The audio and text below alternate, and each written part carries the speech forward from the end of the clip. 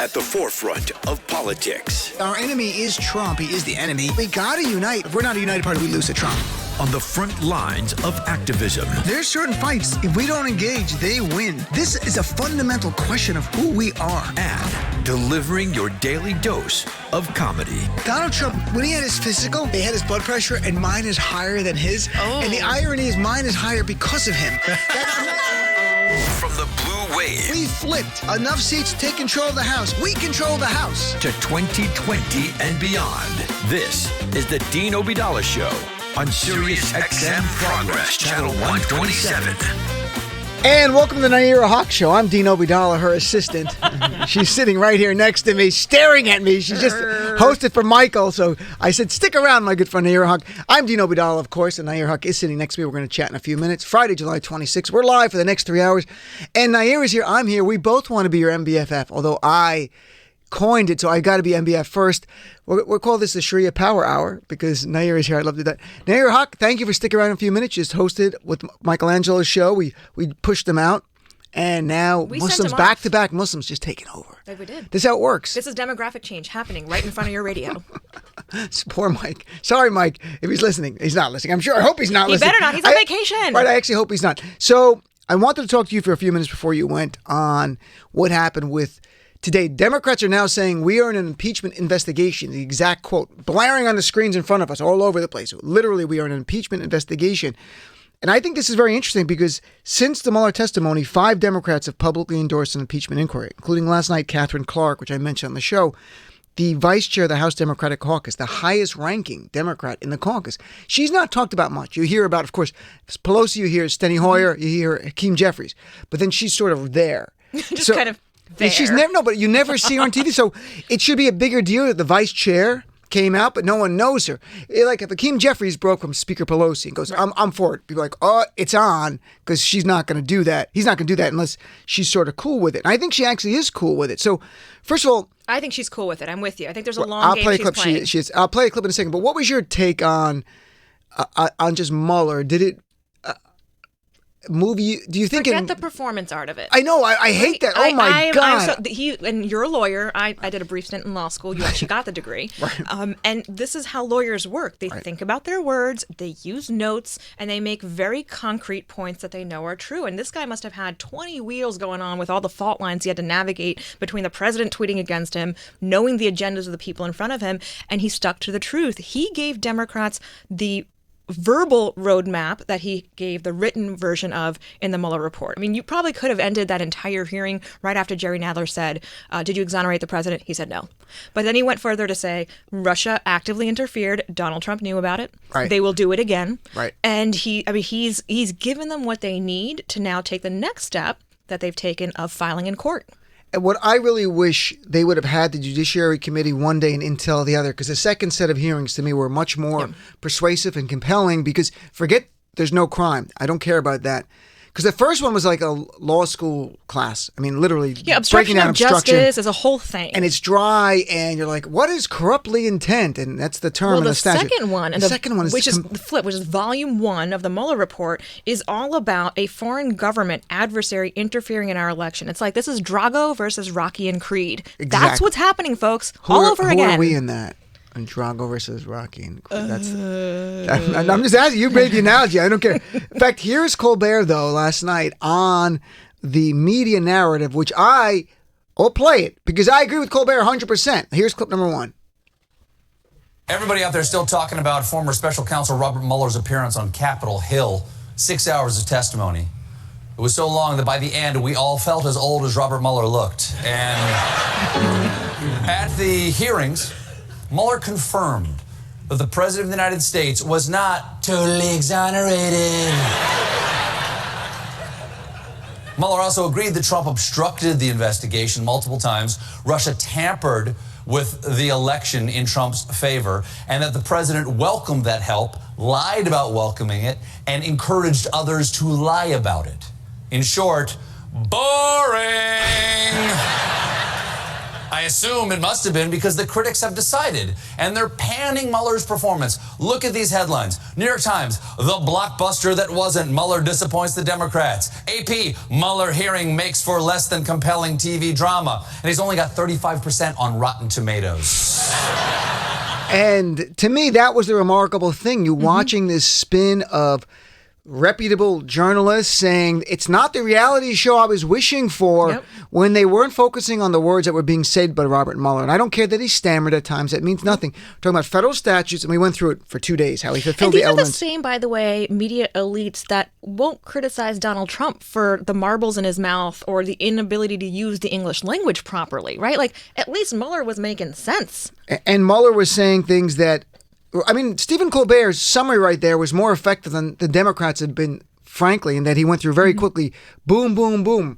You know, he wanted the help, he asked for the help, and then he lied about getting the help of Russia. And I think that was, I liked that his narrative. I got emails from Trump supporters yesterday and the first day going, you're the only idiot who thinks it went well. All the other Democrats, TV people are saying it's not. You're a moron.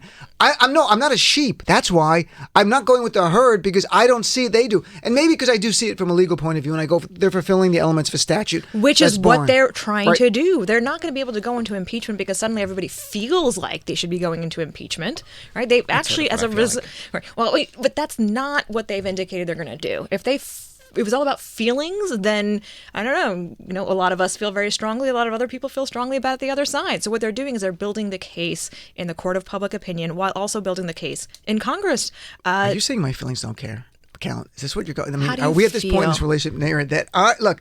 By the way, of the 5 Democrats who publicly came forward and said they're in favor of impeachment, We're past 100 now. Right? But there's actually even more, because I interviewed Ro Khanna today for Salon, because I do stuff with Salon, and Ro has not gone public yet, but he goes, I'm in favor of You impeachment. just outed inquiry." him. Well, it's an interview. People are going to be able to watch it next week. I interviewed him on for Salon TV. It's called. It's online. But what an event. The point is, there are many people like Roe have just not gone public yet. They were waiting for this testimony. And they were, and it was out of respect for Speaker Pelosi. Yep. I mean, he's right from her district almost. I mean, he's Silicon Valley. Well, I think she's also given the space for the Judiciary Committee to take the lead, and they've taken the lead saying that they are asking for documents as part of an impeachment inquiry. They're going off into summer recess where everybody who's listening, who cares about impeachment, can talk to their member of Congress directly and let them know, hey, I need you to sign up. I need you to come out publicly for this too.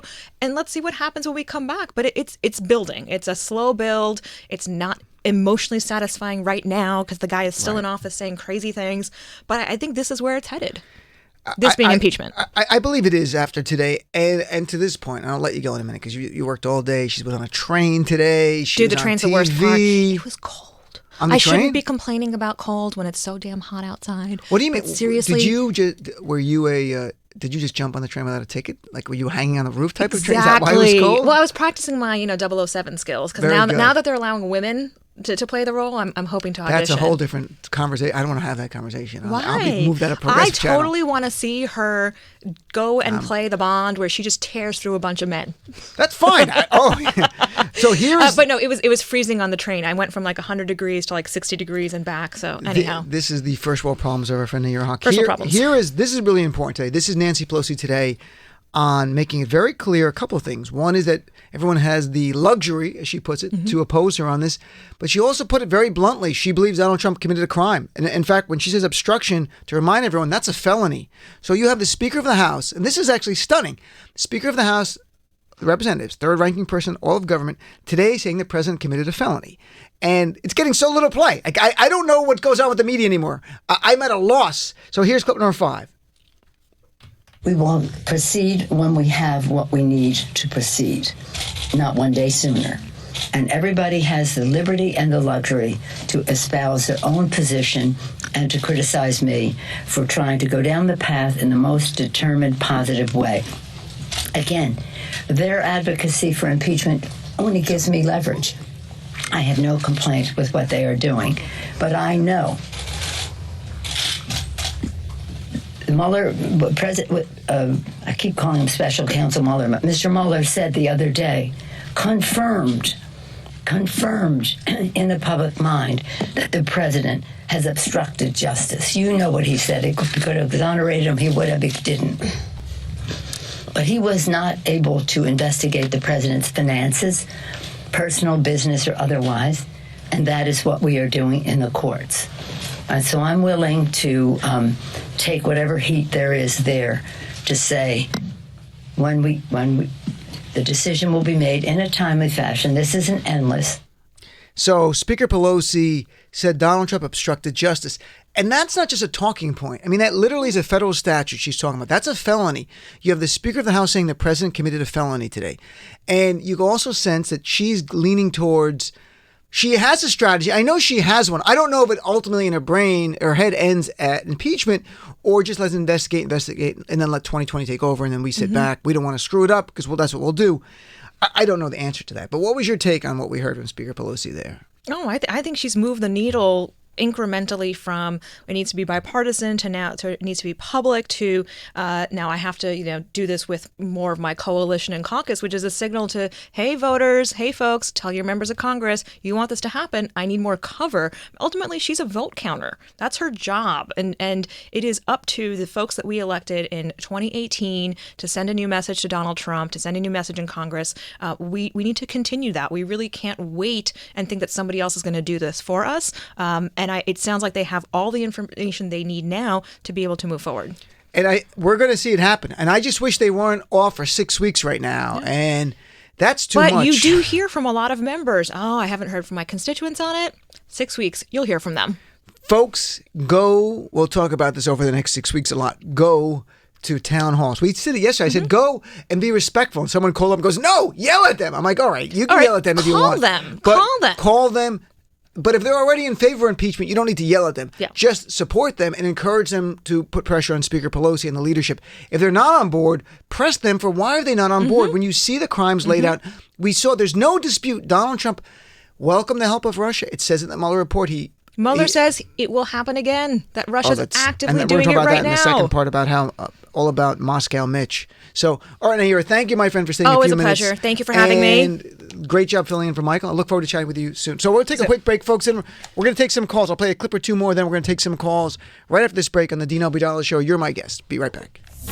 You're listening to the Dean Obeidallah Show, where we crush Trump's lies every single day. On Sirius XM Progress 127.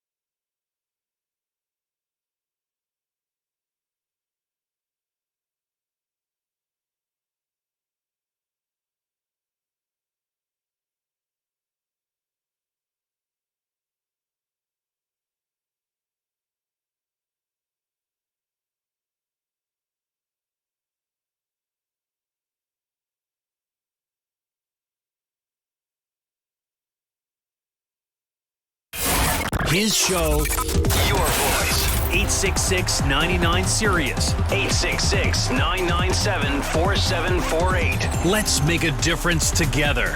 This is the Dean Obadala Show. On Sirius XM Progress 127. And welcome back, Dean Obadala Show. Friday, July 26th. It is the middle of July, but it feels like a Christmas song comes to mind. I'm not going to sing it, but it's beginning to look a lot like impeachment. That would be the song, because it's coming, and I'm giddy. And it's not good that I'm giddy, but I am, because another member of the House just came out in favor of it. So now we're almost at 100 members publicly. And as I mentioned, I interviewed Congressman Ro Khanna today for Salon.com, who's not on anyone's list, and he's in favor of it. So they're not asking every member, unless they say a public statement. I think we're close. He said we're probably not at halfway of the Democratic caucus yet. But after the 6-week break, if people go out and talk to their members and say they want an impeachment inquiry, and just the impeachment inquiry, that's all we're saying. And you do hearings over 6 to 8 weeks or months, and you do it exclusively in the Judiciary Committee. That's what's unique about this.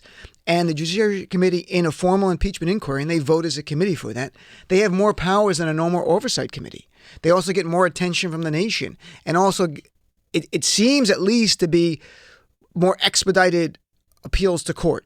And that could just be a sense of my feeling about it.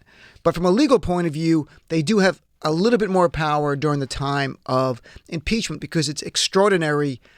And that's a legal sense extraordinary what they're doing. So the courts give them more deference. So I just think it has to be done. That's the thing. But here's something else quickly. And I want to go through this for a few minutes, because this is vitally important here. Because what happened in 2016 happened. We are now trying to hold people responsible for what they did. But our eyes on 2020. One, to win the election. But second, not to have Russia or North Korea or any other country that likes Donald Trump get involved in our election to help him win. And this should be, and I'm not being Pollyannic. I don't think I'm being naive. This is something that you should not unite Trumpers and us and everybody else in the country. No one should want a foreign country to get involved in picking our leader. It should be that simple. It should be us, Americans, we the people, by the people. Not Russia, not China, not North Korea, not anyone. I don't want a country helping the Democratic candidate. No one. So there's simple ways of doing that. And one is to shore up our election infrastructure and security. In fact, at the testimony 2 days ago, here's Congressman Will Hurd, a Republican, asking Robert Mueller about the attacks on our infrastructure, the elections, and is it still happening now? And this is stunning. It's a 15-second clip, but it's stunning. Here's clip number 6, please.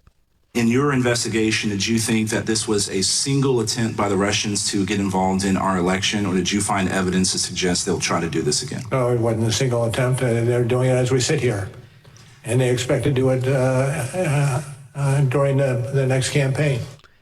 They are doing it as we sit here, Russia. And they are. That's what they do. That's in their nation's best interest. We might be doing things to them too, but I don't care. What we're doing, we might be doing. We need to protect our election infrastructure. And so yesterday, the Senate Intelligence Committee, which is headed by a Republican, they put out a report. And in the report, and this is right from the report from yesterday, that they found extensive activity against U.S. election systems ahead of the 2016 election. It said election systems in all 50 states were targeted by the Russian government. It says some of the more specific things here, and this again is a report by the Republican-led Senate Intel Committee. It's not a Democratic committee, Senate Intel Committee headed by a Republican. It says here they found 21 states in which Russian military hackers, this is their words, military hackers infiltrated our election bases to varying degrees of success. Here's one quote, for example. Russian cyber actors had successfully penetrated Illinois' voter registration database, viewed multiple database tables, and accessed up to 200,000 voter registration records. Hackers were able to take out an unknown quantity of voter registration data and were in a position, listen to this closely, were in a position to delete or change voter data. And the report encourages, quote, take urgent steps to replace outdated and vulnerable voting systems. It said more money may be needed. This is yesterday. More money may be needed. This is simple stuff. This should not be debatable. This is one of these things, one of the few things, and it's truly one of the few things we can agree on now. Let's be blunt. We're not going to agree with the other side almost on anything. This is one. This is one of the few things that we should all be like, yep, of course, spend the money. And in 2018 midterm, according to this report, 10 states still had voting machines with no paper trail, meaning if someone was able to hack in, we would never know it. No one would know it except for the hacker. So you need to give the money to the states that can't afford it, including New Jersey, my home state, said they can't afford it. They need federal government funding. This should be easy because they've done, and to be clear, they have given some funding on a federal level to states. They have increased exchange of information from state and federal government on the idea of potential hacking. That's good, but they need more. I mean, this report came out yesterday and said point blank, more money may be needed. They knew it was already allocated. And this is a Republican committee report. And so you have two bills before the Senate, championed by the Democrats, but they're actually bipartisan in nature. And Moscow Mitch McConnell says no. He said no to two election security measures on Thursday, saying it would give the Democrats a political benefit. And these bills would include additional funding for the Election Assistance Commission, and that a requirement that campaigns inform the FBI of offers of assistance from federal governments. Mitch McConnell does not want to make that a law. He does not want to obligate a campaign to tell the FBI when you're contacted by a foreign government who wants to help you. He's also against giving $775 million to beef up state election systems. Here's McConnell's quote. It's just a hardly partisan bill from the same folks who spent 2 years hyping up a conspiracy theory about President Trump and Russia, and who continue to ignore this administration's progress at correcting the Obama administration's failure on this subject. So here is slimeball Moscow Mitch taking a jab at President Obama for no reason and saying all of this is essentially a witch hunt and it's fake news and it's a hoax. And it's not. It's not a hoax. I'm reading. First, we had Robert Mueller. I played that clip as we sit here. He was speaking to a Republican member of Congress. We have a report that came out literally yesterday. A Republican-controlled Senate committee telling you spend more money, and we're worried about 2020. And there's two bills there. And there are other bipartisan bills. Mitch McConnell will not allow a vote on any bill. And worse, you've got, and you know this is in coordination with Donald Trump. You know this is. Because don't forget, when Kirstjen Nielsen left DHS secretary through source reporting and made it clear that she was not allowed to bring up to Donald Trump's face the idea of shoring up our infrastructure with Russia because it upset him so much. So she was told not to bring it up to him. And worse than that, you have Jared Kushner going out there just recently saying it was a couple of Facebook ads by Russia. Literally, he said a couple of Facebook ads, when in reality it was a coordinated Russian military attack on our election. It was an act of war on some level. I'm not saying go actual kill people over it, but it was an act of war when you attack the election infrastructure. And this morning, Joe Scarborough, who I don't play too often on my show, made some great points. Here he is, clip number 7.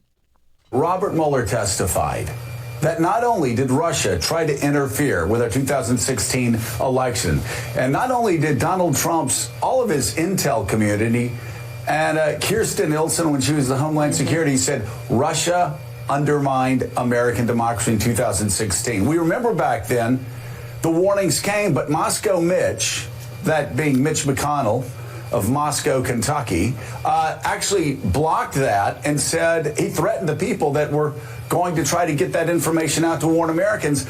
Now we have, almost 4 years later, the same warnings coming not only from the independent counsel, which 60% of Republicans believe ran a fair investigation, Republicans. We now have the Intel Committee in the Senate run by North Carolina Republican Richard Burr saying what?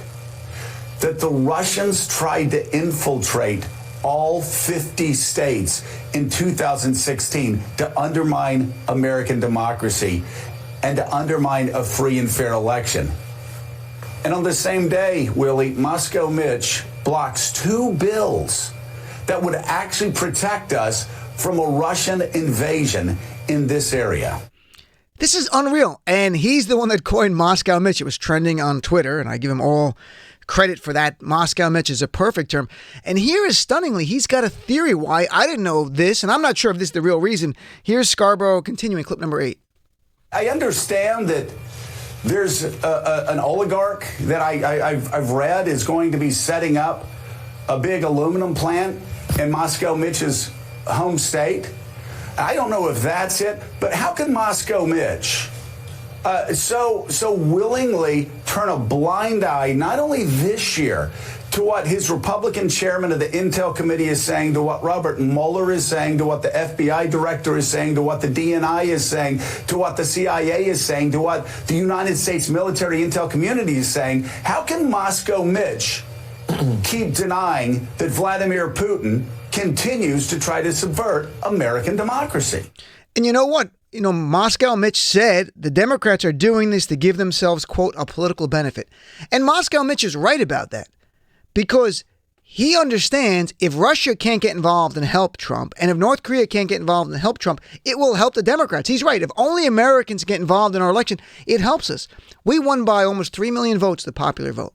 How much did Russians change the election? We can't know. I'm not going to be irresponsible and guess. I have no idea. But they think it played a role, and there's Moscow Mitch doing everything he can to help his beloved Donald Trump stay in office so they can appoint more Christian Sharia law judges to all levels of the judiciary. People want to roll back equality for the LGBT community, roll back rights for women, and uphold Donald Trump's worst instincts turned into policy from a Muslim ban to a ban on transgender Americans who want to serve in our military. That's what Moscow Mitch wants. And he knows a fair election, we win. That's why they need voter ID laws. That's why they don't want to let convicted felons who have served their time in Florida, even though they had a public referendum, they want to make it harder for them to vote. They know if all Americans vote, we win. It's not cliche to say we have the better ideas because our ideas are more popular. The Republican ideas are more popular if you are a corporation. If you're very wealthy, they are far more popular. The idea of tax cuts for the wealthy and be callous and cruel to everyone else who needs help, that they're on board with that. Now Donald Trump's added the other layer of bigotry and racism to a whole new thing. And before this, while they subscribe to that, they had no problem with it. Trump has given them red meat, an IV of that kind of garbage. And this is where we are right now. There should be literally, as left and right, center, this should be an issue. We come together. Mitch McConnell should be getting pressure from Republicans, not us, because we know where we stand. Republicans, good Republicans, if you're left out there, call Mitch McConnell. What's the problem with spending $700 more million on funding? You have Richard Burr, North Carolina Republican chair of Senate Intel, in his report saying urgent. That's his word, urgent, and more money might be needed. Bingo. Done. We move on. We fight over the ideas. This is stunning. This is as close, and it's not treason from a legal point of view, but it's as close as you get when you're going to create a situation to encourage attacks by a foreign adversary or foreign governments to help elect the president because he's in your party. Folks, that's beyond, that's so into the un-American. That's so inconsistent with American ideals. It really goes on the border of treason. I mean, and it's not technically, so I'm not going to say it is, but it's truly un-American. It goes against everything we believe in as a nation. And I'm hoping there are some good Republicans left, besides Congressman Will Hurd and Justin Amash, who became an independent, who will stand up and say, hey, McConnell, you got to do the right thing here. This is ridiculous. So that's where we stand. So we can debate over impeachment all day. We're getting closer, but they're off for 6 weeks. But look, if Mitch McConnell is going to allow Russia to get involved and North Korea has the wherewithal to also hack to help Donald Trump, come on. Is this the country you want, Trumpers? Because you can't win on ideas, so you want the help of Russia? That's the only way you can win? How do you look yourself in the mirror? You're not even an American any longer if you believe the only way to win is to allow Russia or North Korea. So get on board. Join the American team. Come on our side here and stand up to Mitch McConnell. All right, so let's take some calls here. I think you know where I stand. Here's Maria from Ohio. How are you, Maria? Hi, I am doing well. Can you hear me? I'm driving home on my commute. Yes, I can hear you very clearly, in fact.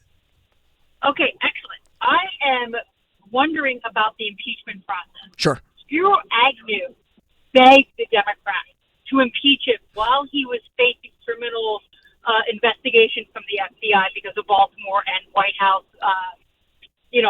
bribery scam. So why is that impeachment the punishment, or can still the criminal investigation happen because he's no longer in office?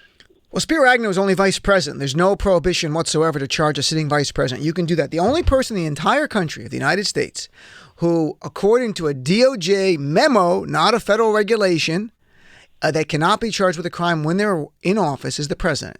I disagree with that vehemently, but that's the DOJ policy. Again, not even a regulation. It's their internal policy based on 2 memos. So the impeachment, we need to remove Trump so he can be criminally charged according to the DOJ. But they're separate paths. I mean, you could be impeached for things that are not crimes. It's high crimes and misdemeanors, the term in the Constitution, but it's anything that Congress determines that you've done something so horrific, so horrendous, like accepting help of Russia, asking for the help of Russia, using it and then lying about it.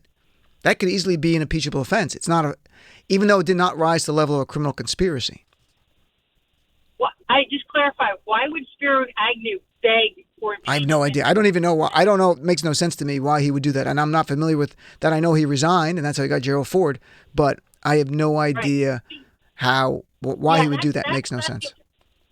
That's the only reason I wonder about the impeachment process, because that was attacked for Spiro Agnew. No, there's no immunity. Maria, if your real question is, if you do impeachment, is the person, if they're not removed by the Senate, immune from criminal prosecution afterwards? The answer is no. You can criminally prosecute them afterwards.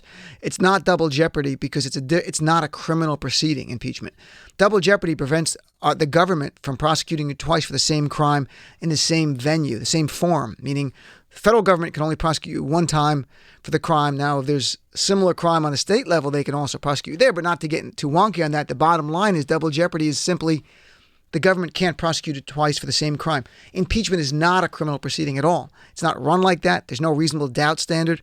It's simply hearings by a bunch of elected officials who, put on a little mock trial for all of us to watch. That's what it is. And then they make a decision afterwards. It really is a game. Thank you very much for clarifying that. Sure. All right, Maria. I'm going to look up the Spiro Agnew thing. I'm intrigued. I love political history, so I'm intrigued why he asked for it. And I'm not even speculating. I just find it really intriguing to me. I don't doubt you. There had to be a reason in his head why he wanted it, and I don't know what it is. So, all right. Nice chatting with you, Maria.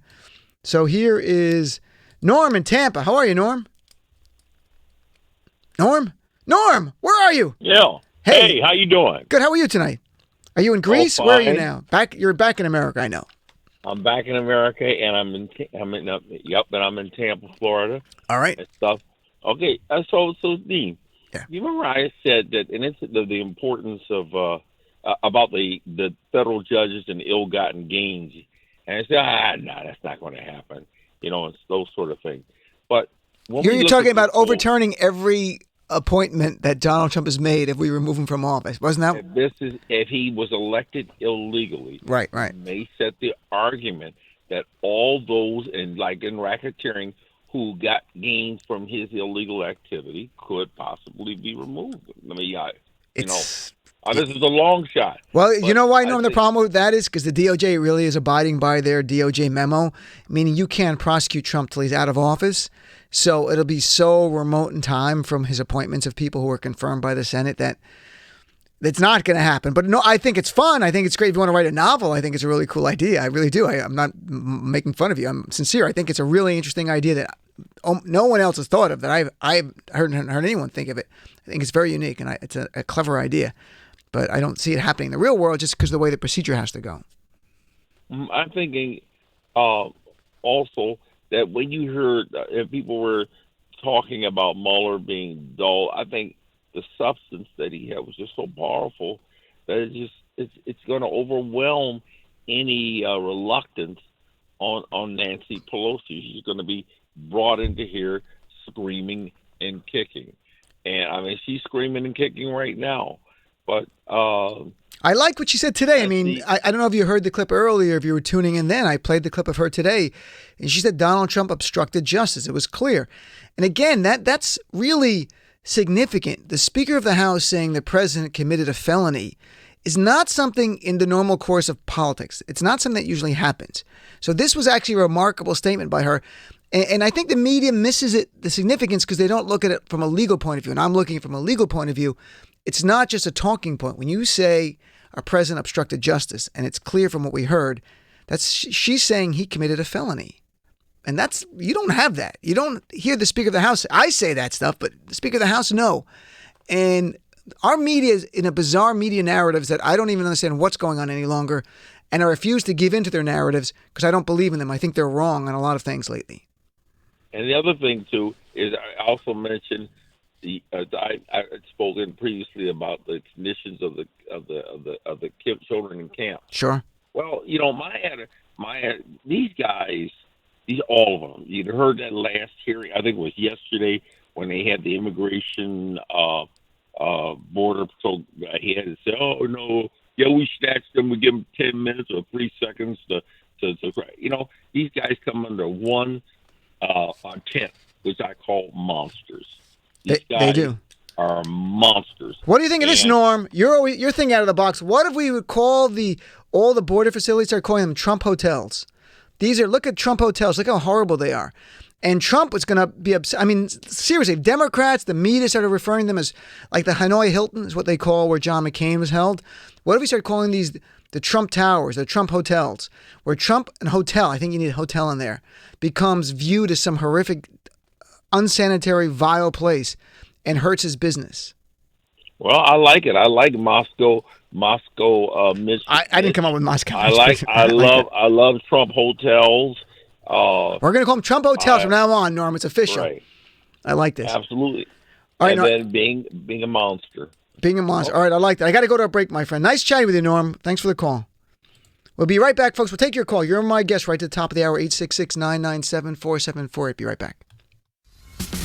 At this point, the question is not who connected to Donald Trump as a criminal. The question is anyone connected to Donald Trump who's not a criminal? The Dean Obeidallah Show. Sirius XM Progress.